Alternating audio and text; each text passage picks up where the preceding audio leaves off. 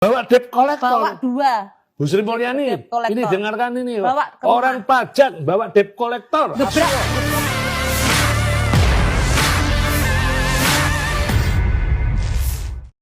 Penyanyi pembawa acara sekaligus komedian Soimah Pancawati mengaku pernah mendapat perlakuan kurang menyenangkan dari pegawai Ditjen Pajak. Cerita Soimah ini menambah kasus deretan artis yang curhat akan bobroknya kinerja para pegawai Ditjen Pajak. Ia bahkan sampai diperlakukan seperti bajingan, bahkan koruptor, yang bakal lari dari kewajibannya membayar pajak.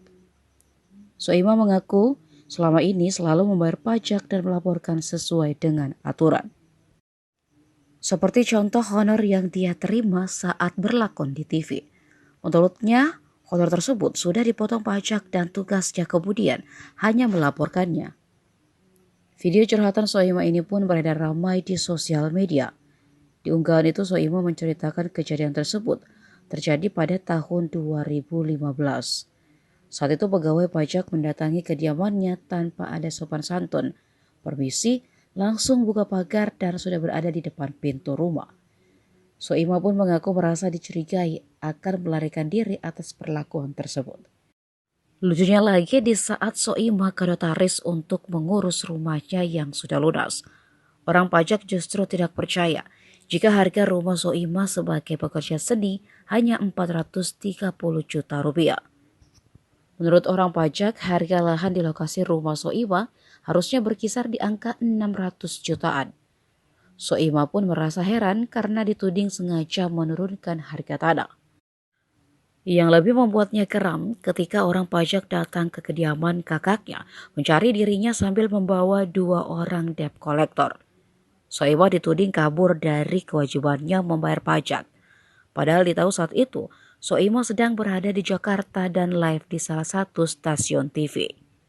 Ini Bawa orang pajak bawa debt collector. Gebrak. Jadi saya itu merasa diperlakukan seperti bajingan, seperti koruptor.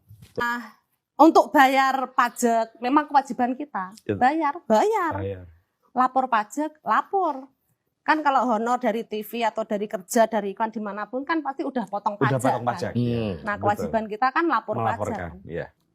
Gitu. Jadi saya itu merasa diperlakukan seperti bajingan, seperti koruptor. Betul. Gitu, Umpamanya Bi. misal gini, jadi semua bukti-bukti ini saya tak kumpulin Pak. Bukti potong pajak ya. Bukti terus atau misalnya gini, tahun 2015 ya, jadi datang ke rumah orang pajak yang buka pagar tanpa kulon-kulon. Tiba-tiba udah di depan pintu, yang seakan-akan saya tuh mau melarikan diri. Saya beli rumah harganya 430 juta.